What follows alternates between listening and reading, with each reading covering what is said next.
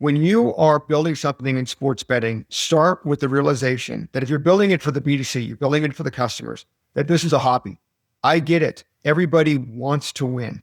But I promise you that if you were to go out there and get honest feedback from sports bettors, the gap between who wants to win, that's everybody, and who thinks they're going to win, it's a big gap. Hey, this is Jesse here, and you're about to hear my discussion with Rick Allec from OddsLogic, a classic odds screen platform delivering real-time betting data to both sportsbooks and bettors. In this one, Rick shares the arc of his 25-year career building companies in the odds feed business, the opportunity he sees for OddsLogic despite there being more competition than ever in the betting tools category, how he's been able to build a loyal team that's followed him across companies, why he prefers bootstrapping over raising outside capital, and his advice for other entrepreneurs building within the space. Rick is as experienced as they come within sports betting, and this was a super insightful discussion that I know you will enjoy. The Betting Startups podcast is presented by Optimove, the creator of positionless marketing and the #1 player engagement platform. Positionless marketing gives every marketer the power to execute any marketing task instantly and independently, and Optimove Ignite Plus is its program to support early-stage iGaming startups. If you're attending SBC Summit in Lisbon this September, you can find Optimove at stand A555 and tell them that Betting Startups sent you to receive your first month free. All right, we are back here on the Betting Startups podcast, and as of today, we are officially less than 1 month until the NFL regular season kicks off on September 4th, which means we're officially in crunch time for all builders in the space that are tightening the bolts on their products and finalizing plans for the new season. And there's probably few people in the industry that know more about that than today's guest, who is a serial entrepreneur within the betting industry, having been involved in starting and growing multiple businesses over a 25-plus year career. With me today is Rick Allec from OddsLogic. Rick, how you doing today? Doing good, Jesse. Thanks for having me. Yeah, of course. I'm really excited to have you on. And as I just alluded to, you've been around for a minute or two here and kind of a been there, done that guy. We'll try and do our best to condense your background of 25 plus years into a few minutes here, but do your best if you can to give us a quick sense of your journey and some of the major things and milestones you've accomplished over your 25 plus year career in the betting industry. Yeah, absolutely. So I'd like to say that I was born into the betting industry. My dad's a sports bettor, has been just about his whole life. So by the time I was out of high school, it just made sense for me to get into it. Early on, I worked both sides of the counter, taken lots of bets, placed lots of bets, worked for syndicate groups and so forth. Kind of as I matured into the business, I was looking for something a bit more stable. And also the side of business that I was in was starting to move out of the United States. And so I then landed into the data part of the business, and I started at Don Best in 2000. Most of the people that listen to your podcast, most people that are in the industry now associate Don Best with Benji Chernak. I like to say that I was at Don Best before Benji knew what Don Best was. And so I was there with the original ownership group, and we built up Don Best into a thriving product. We added on a lot of individual products along the way. And in 2004, maybe 2005, the family that owned the business sold it. I stayed on for a little while and then decided to start really my journey in more of the entrepreneurship. And I landed with a site called the rx.com. I worked on that side of it, worked on some content and so forth. But shortly after that, I just wanted to get back into the data side of it. And I started my first real startup, which was Sports Options. And at that time, we were just going to go head to head with Don Best. That was our plan. We had a team that had helped build Don Best. We had the experience. And so we spent the next 10 years just competing kind of head to head with Don Best.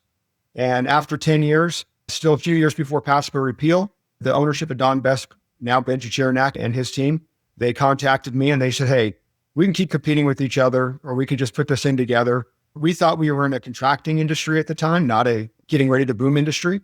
And we were frenemies. We had got along pretty well over the years. And so we did that, and it worked out really well. And we merged Sports Options into Don Best. I ran the screen side of Don Best. I took over the feed side of Don Best. And they stayed focused more on their trading side at that point. That lasted for a few years, and then things rapidly changed. And PASPA gets repealed. Don Best was one of the first companies to get acquired by Scientific Games. I stayed on for a few months after that, but I opted to take the money and run and went off to my next venture. And the next one is funny because it's the opposite of a startup. I bought the Gold Sheet, which is the oldest running newsletter, sports betting newsletter. It was founded in 1954, I believe. still ran by the son of the original owner at that time, but they were looking to get out of the business. It was a pretty good opportunity. I bought the gold sheet and I immediately merged with a group of friends of mine that had started up a pick site called Wager Talk. And soon I became the CEO of Wager Talk Media. We had the gold sheet, we had Wager Talk, we had Sports Memo, and it was fine. It was a thriving business. We did really well. We got it up to, if not one of the largest pick sellers in the United States. But along the way, I still had that urge to go one more time into the data side of the business. Plus my team kept poking me to go to the data side, back to the data side of the business. I was reluctant at first because I didn't know Scientific Games was going to lean into their data side of it. And I sure wasn't going to compete with a $1 billion company. They seemed to go the opposite way. It opened the door for us. There were other data odds screens that were opening up at the time, but they still weren't kind of fitting the need that I thought that people would need. I call it the classic odds screen. So the Don Best style odds screen. And so we got together with our group, same programmers, same data guys, same research guys, and started it up one more time around. And we've been going at it for about 3 years now. Officially launched out to customers last year, missed the start of football season, but not too far into football season in November. And now we have a thriving screen business, a thriving feeds business, and we're excited to build into the next phase of it. Well, first of all, nice job capturing 25 years worth of experience into like 3 or 4 minutes there. I do want to go back before we dive into OddsLogic, Rick. Hearing just your anecdotes there, like the through line for me is this, I guess, pull back into the data side of the business, as you've alluded to right now, and I guess your third business really on the data side. What is it about the data side of the business versus the media, the content, the pick selling, the other things you've been involved with? What is it particularly about the data side of the business that excites you and I guess keeps you coming back for more, right? I mean, it's been 25 years. The market, to say the least, has evolved and matured over that time and continues to do so. Yet there still seems to be a gap and an opportunity here on that data side. Just give us your broad reflections on what it is about that data opportunity that you see. Yeah, early on, I knew that there was value in sports bet and sportsbook data. So even prior to when I had started at Don Best, I was a customer of Don Best. I actually spent a small amount of time. I leave this one because it didn't go anywhere, but I actually started a product to compete with Don Best in 1999. And this is 1997. We're talking pre-internet versions of Don Best. This is when they had to dial in, and we had landed a contract with Motorola to be able to send data via a pager type device into a laptop. So I always looked and I said, this is how people are going to run their sports books at the time. Then after I started Don Best, I realized, wait a minute, this is how people can win at sports betting as well, just looking at the data. And immediately I started latching on to this idea that the best way to bet sports and the best way to run lines was by looking at the data, not looking at anything else that was out there. I'm not talking about creating the lines. Obviously, you need some information there, but when it came to it, and early on, I was leaning heavily into that side of it. And when we started Sports Options, one thing that we did different, Don Best was more of a B2B business. We really tried to go and get to the B2C side as well and teach people, hey, even if you have a slightly delayed product, you can use this data to win more money in the simplest ways. And I always felt like this tool, no matter what was happening in the sports betting industry, whether you were on the bookmaker side or you were on the sports bettor side, this tool was going to make you more money all the time, full stop, without any bells and whistles, without any BS. And so I've always believed that to be true. And the third time around, why did I get back into it the third time around? Is because, yes, there's some really cool products out there. Pick the Odds, Odds Jam. All of these guys do some really, really cool stuff. But there wasn't that product out there for just the standard person that just wants to be able to look at the odds across the board and rely on the information that's on there. And this is just something that once I got into it, I did not want to stop doing it.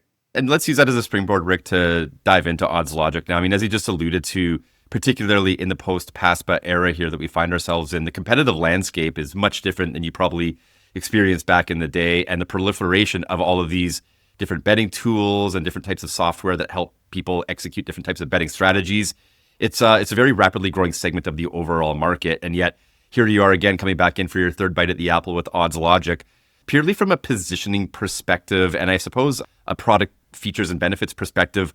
What are the gaps in the market that our other, I guess, tools aren't serving right now that create that opportunity for you with OddsLogic here in 2025?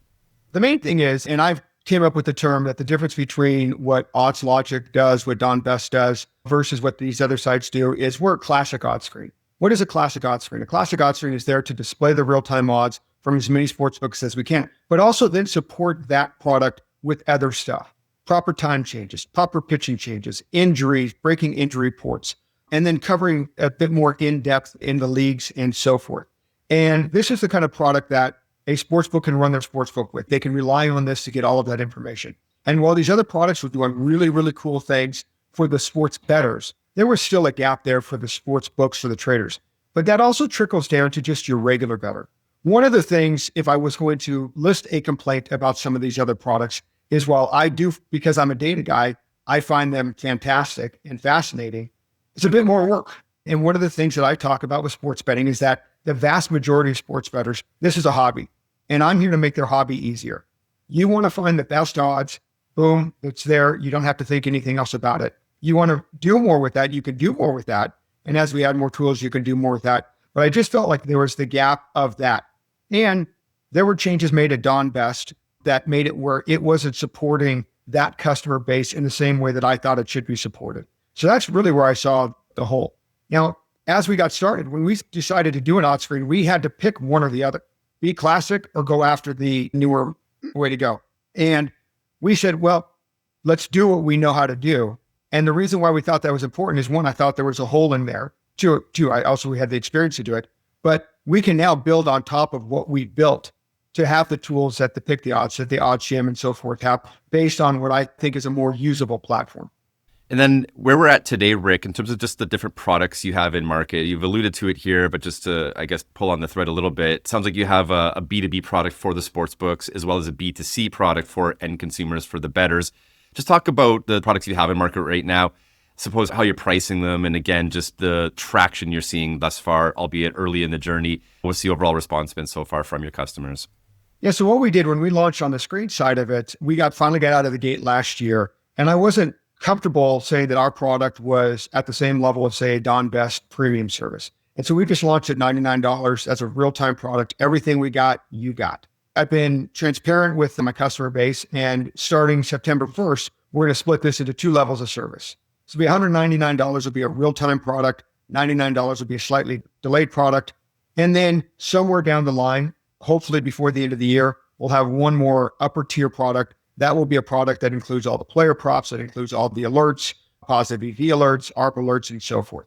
That's where we're going to settle in on our screens. Now, the interesting thing is the way that we build screens, and because of what I just talked about, the hole in the market and where we saw an opportunity, our product is made for sports bettors and traders. There happen to be tools that each one will use, but we sell the same screen to both sides. And that way they can decide how they want to use it and so forth. Further on our B2B side is our API feeds.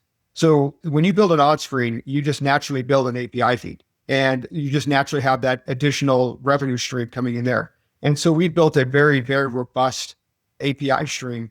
Any information that's on our screen, we can sell via our API screen. Consensus feeds, all the live data and everything else are available there as well. And you mentioned you guys got started about 3 years ago with OddsLogic. You launched, partway through the NFL season last year, which implies then there was sort of a year and a half, maybe 2 years in there of what I assume is development time, kind of building the infrastructure to pull in this data, do what you need to do to clean it up, normalize it, and obviously package it into an API that, you can put into your consumer product or resell as a B2B offering. Talk a little bit about just that initial development period, Rick, and specifically what I'm interested in is just your accumulated learnings and experience from both Don Best and Sports Options. What are some of the learnings from those previous chapters that you brought into the technology development of OddsLogic and the underlying infrastructure? Yeah, it's interesting because obviously development might be a little bit faster because we have our experience, but each iteration that we've done has been a fresh platform. And the reason why we built a fresh platform is because it's just been a different time in the industry and it's been different demands in the industry. So obviously we utilize our knowledge. I'll have to say this time around, to be honest, my experience in the industry actually hurt me a little bit. And here's why. Prior to doing it this time around, so say at OddsLogic, going out and getting the feeds from sportsbooks, it was pretty easy. We had relationships with everybody. The sportsbooks were global. There was only a handful of sportsbooks in the US. They were sitting here in Nevada, in Las Vegas, where I was, and I had relationships with everybody. So we started out and we started building a platform. And then we get to the point where we say, hey, we're ready to start ingesting feeds. And I stand up and I say, all right, I'll go get them. And then I come back a month later and I say, they're just not as easy to get this time around. And so we had to get more creative on how we got the feeds. We leaned in on relationships, but we just had to really figure out how to get that. And that was a bit of a hurdle for us. We've gotten past it. And now we have, well, I should say, I believe I can confirm we're the fastest feeds available because I've benchmarked them myself against all the other products that are out there. And just on that point about it being more difficult to get the feeds this time around, why do you think that is? Like, what's fundamentally shifted within the operators that maybe the attitudes change or just that general approach has changed in terms of helping them to propagate their product to as many end users as possible? Why is getting those feeds more difficult this time around? I think that the key reason why is they just didn't own their own tech stack. And so you call FanDuel and you say, and you're talking to, their head of trading. They like what you're doing and they're excited and they want to help you out and they see the value in this. And you say, okay, I'd like to get a feed. And they say, I don't know what to tell you about that. I don't even know where you were going to go with that. Then when you do finally get to someone and you get a feed, it's not the feed that we need. It's not all encompassing. It's not what we determine real time. If you've listened to me speak about this subject before, one of the differences that we have is we believe real time is real time.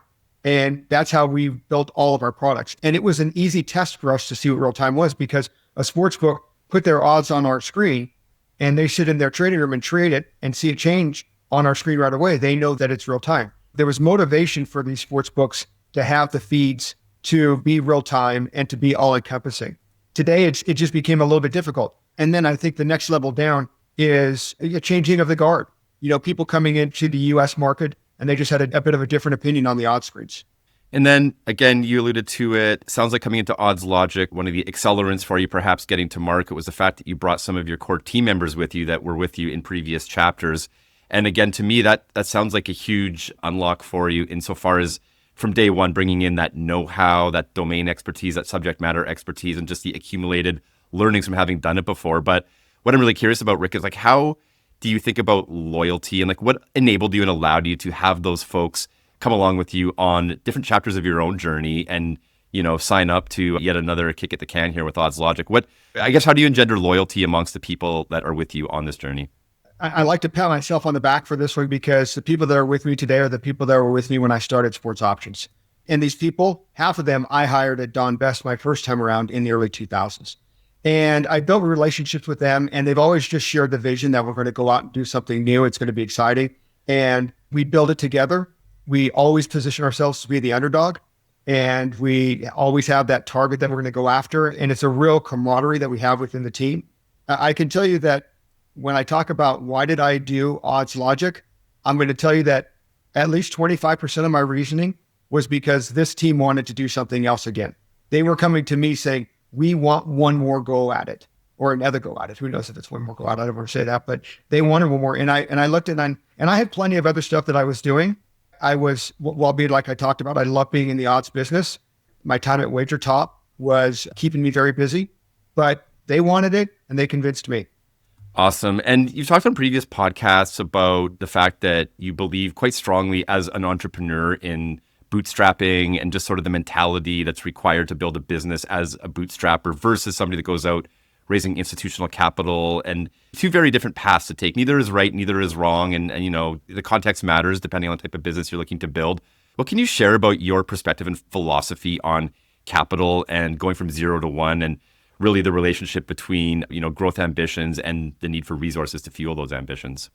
I'm probably a bit too hard-headed to go out and get capital because I need to do things my way. I have a very, very strong opinion about how an odds product should be built. And going out and getting capital, here's what I'd say about that. I probably have left plenty of money on the table by not going out and getting capital.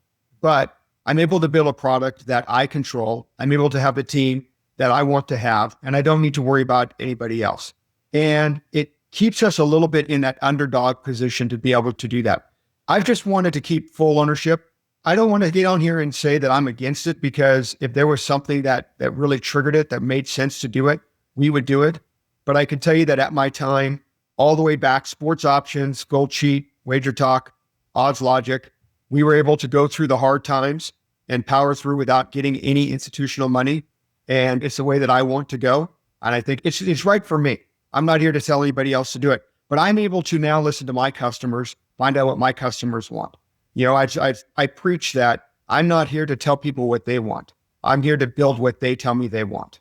And I was just going to ask on that note, as far as your customers, again, you've spoken previously about how you really like to build your product and prioritize your roadmap based on what customers are asking you for. It's a very customer-centric approach. Just expand on that a little bit, Rick, and talk about how your team does prioritize, particularly at this relatively early stage you're at, where you probably have a million ideas on the whiteboard. You want to do it all, but obviously you can't do it all at once. How do you prioritize, and what sort of the decision-making framework look like as you look to build new features and tools for your end customers? Yeah, because we started out with the game plan of building the classic odds tree, we're able to build out our roadmap on what we knew customers had told us in the past that they were going to want on there.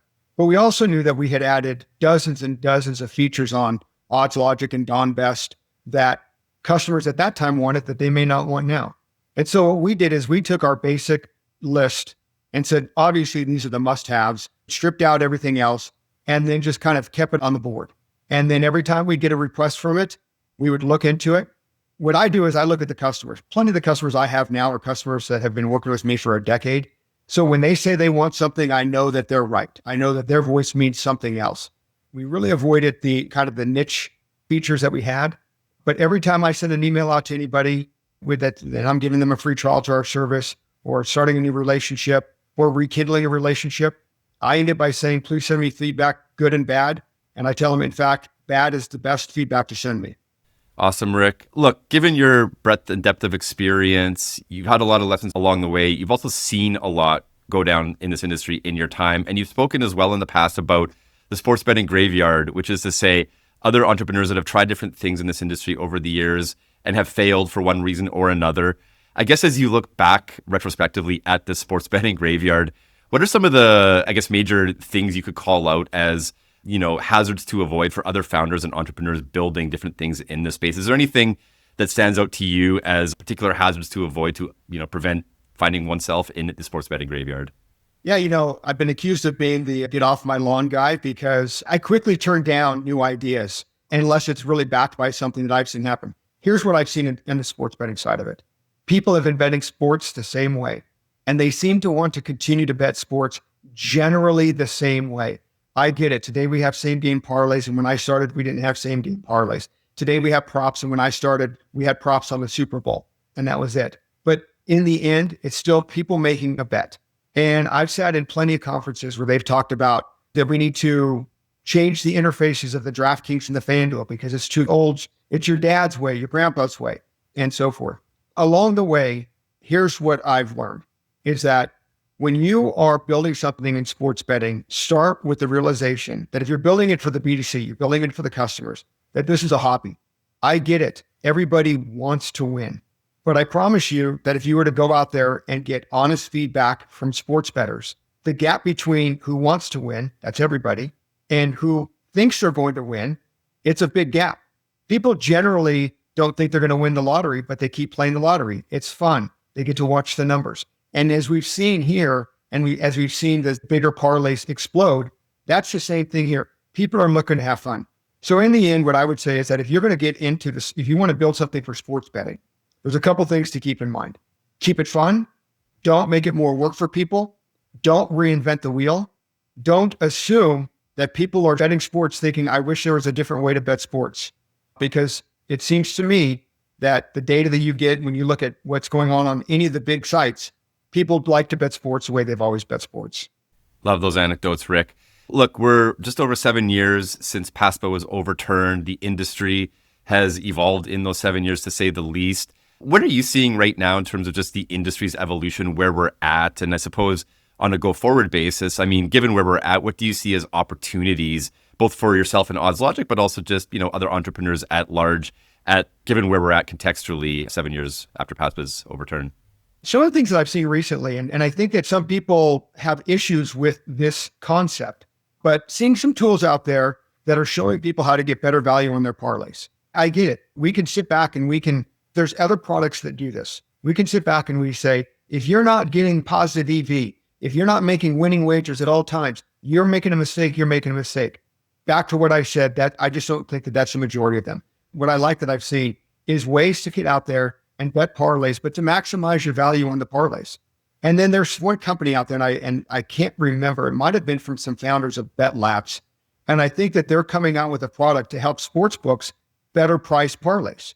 And I think now we're looking at something, because the one thing that I don't like about the sports betting industry, I'm fine with people playing parlays. I'm fine with the sports books pushing that. I do not like to see sports.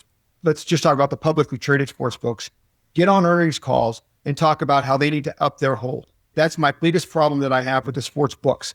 I get it. You want to maximize volume. You want to be fair. Your hold's going to be higher on these products. But if you're holding 12% and you say you want to hold 19%, I don't think that you're doing your customers a disservice. So I really like the products out there that might be able to get out there and help customers overcome that. Awesome, Rick. Look, as I said at the outset here, we're under a month from the NFL regular season kicking off, which will be the first full season OddsLogic is in market. As you look ahead to the new season, what do you guys have planned? What are you doing to prepare? And I guess when you get to the end of the season and look back, what would constitute a successful NFL season for OddsLogic? Yeah, I'm really excited about this upcoming year because we have a lot of stuff in place that is just inches away from getting released. So first thing we're going to do is, right now, if you get onto OddsLogic, like I said, classic odds screen, you're going to see odds for all of the games, for all of the leagues. You're going to see the periods and so forth. Our prop offering is lacking, and we've spent the summer building up our prop offering. So right away, what the first step that's going to be success for us is that come September 1st, we have player props for all of the games, for all of the NFL and college football games. We have all the top line markets. We are then dipping into some of the second line markets, and we have a full offering there. The next one that comes from there is going to be our alerting. Now we're talking about leaning into the kind of product that the Pick the Odds and the Odds Jams have built out there, and giving people an easy way to pick out their positive EV bets, R bets, and whatever ways they're looking at it. One thing that we have going for us is that we have a person working for us. He has his PhD in statistics from Wharton, and he spent the last 10 years directly in the sports betting industry. He's ran syndicates. He's done just about everything that you can imagine from a sports betting side of it. And he's really helping us out and build out this math and this logic. And I'm really excited to where these are going to go. Because if ever there was some place that I don't know exactly what the result is going to be, I happen to believe that when people are able to get all of the things they can get on these other products, that they're going to fall back on the best interface. And interface is going to be key. And I think that we spent the last few years building out what I think is the proper interface for sports bettors. And now we build on top of that with this kind of alerting. So I think that by the end of the year, by the end of the football season, what's successful for me is customers are able to log into our screen and use it however they want to use it. I just want to find the best line, boom, it's there. I want to get some positive EV alerts, boom, it's there. I want to shop for best lines available in props, boom, it's there. And we truly are the one-stop shop. Love that. And if we extend the timeline out to 5 years, Rick, and a bit of a vision exercise here, in your wildest dreams in 5 years' time, where's OddsLogic then, and kind of where does it sit within the broader ecosystem and industry? Well, I think anyone that's in this space right now is lying if they don't say where do they want to be in 5 years, and they don't point to OddsJam and the gambling.com deal. Everybody wants that deal in 5 years. That's the ultimate. But I think that where I want to be is that once we get this product up and running, I've talked to a lot about sportsbooks. And if you go back to my early days prior to getting into the data side of it, and I was mainly raised on the sportsbook side of it. So I'm always thinking, what tools can sportsbooks use? Here we are, 7 years into the regulated market, all of this time for development. And still yet, I talk to sportsbooks today and they say, can you give me some alerting if my odds are off? Can you give me this type of alerting? Can you give me this? Where do I want to be in 5 years? If everything's going well, I want to have built a suite of tools that give sportsbooks true data source that they can rely on to give them all of the alerting they need if their odds are off, if they're missing markets or anything else. There's plenty of people that are getting into this, and I think that we can always do it a little bit better than that. In addition to that, as I mentioned, with the person that we have that's helping us out with our math, he has been deeply involved in risk management and player profiling as well. I'd like to build out some of these tools as well. So I think that building out tools for the sports books is our long-term plan. It just makes sense that once you have all the data there, that's the steps you go. And look, you've been at this for quite a while now. You're back for, your third round in the odds business. What keeps you motivated at the end of the day? I mean, obviously, the financial side of it is a motivator, but intrinsically, what gets you out of bed and keeps you excited continuing to build in this space? Well, you just said it. It's building something.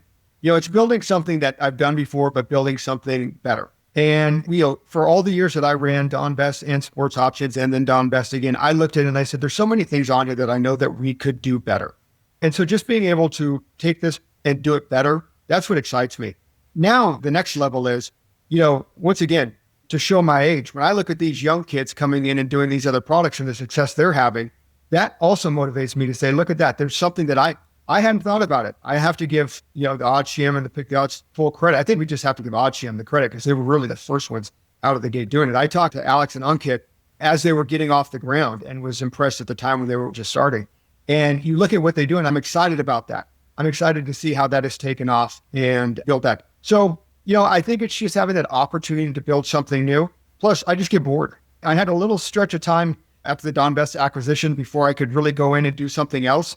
So I was semi-retired for 6 months, and it was horrible. And look, talking about some of these, younger entrepreneurs that are maybe earlier on in their own journeys, and maybe not Alex and Onkit because they've done just fine, but for some of the others that are aspiring to become the next Alex and Onkit, and given just the fact that you've been there yourself, Rick, right? You've started and sold businesses, and by all accounts, OddsLogic is on a great trajectory to have the same success over time. Again, with that experience you have, having done this, what's your best piece of just generalized advice or guidance for entrepreneurs and founders that are earlier on in their own respective journeys? And what I'd say is don't overspend. Like that's always been my secret about anything. And I think that's pretty basic information. But, going into any product that you're going to have, you need to make sure that this is what the customers want. I'm going to sound like a broken record. And if you have a product that you know that the customers want and you have a roadmap to do it, I think that the best way to go about it is you have to look at yourself and your own position. Obviously, because of my background, if you can build this and you can be self-funded, that is the way to go. But don't be afraid to get out there and talk to other people. Don't let the self-funding part of it dissuade you. I would never want to say to someone, well, if you can't self-fund, don't even bother doing it. If you have an idea, get it out there and present it. But early on, what you have to do when you run your startup is you have to manage every single penny that comes and goes. Early days in my time at Sports Options, I had a partner and he was I don't know if it's a CPA, what they call it in Canada, he's Canadian. And he taught me, we sat down every single month and we went through every single expense and we looked at it. And then at every quarter, we looked back at them and said, were they all necessary? And I just can't stress how important it is to be just watching the dollars that are coming and going so that you don't get out of control. It's really easy to hire some developers. The next thing you know, your nut is really, really high.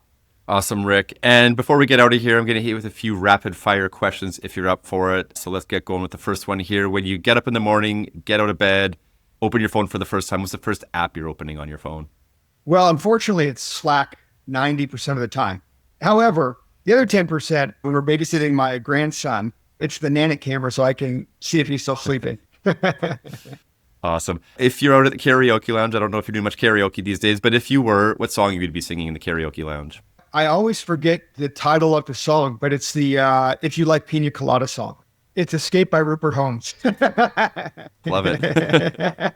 And if you could be anybody else for one day and one day only, who would that be? It's tricky because you make it for one day.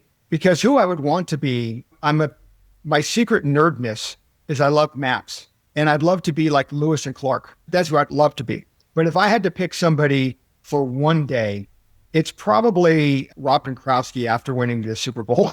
Like, how could you not have fun on that day? That's a good answer. I like that. And I'm going to throw in a fourth and final rapid fire question just because you mentioned Gronkowski and NFL, Rick. As you look ahead to the new season, any early predictions here on who your favorite is to win the Super Bowl? Well, you're asking the wrong guy because if you go back to what I said, I don't look at teams. I don't look at stats. I look at data as the year goes on. So I can tell you that I'm a Denver Broncos fan. So I'd love to see the Denver Broncos have some success. Great, Rick. And for anybody listening to this episode that wants to reach out to you to either just, pick your brain and or check out the OddsLogic product, can you quickly plug the best way for them to reach you? Sure. So obviously oddslogic.com is our website. I'm happy to give out my email here. It's Rick@OddsLogic. And I'm happy to talk to anyone that wants to talk about the betting space, about odds, about data, about anything else. We're on X at OddsLogic, and I'm on LinkedIn as well under Rick Allec. Great. We'll drop links in the show notes below to all of those. But for now, Rick, really appreciate you joining the podcast, sharing what's been a wild career to say the least, and it's not done yet, and wishing you and your team all the best for this NFL season and beyond. Thank you so much, Jesse. I appreciate it. The Betting Startups podcast is presented by Optimove, the #1 CRM marketing solution for the iGaming market. 4 out of the top 5 US operators personalize player experiences with Optimove. Learn more about Optimove by requesting a demo at optimove.com/bettingstartups. And if you like what you see, you'll get your first month free.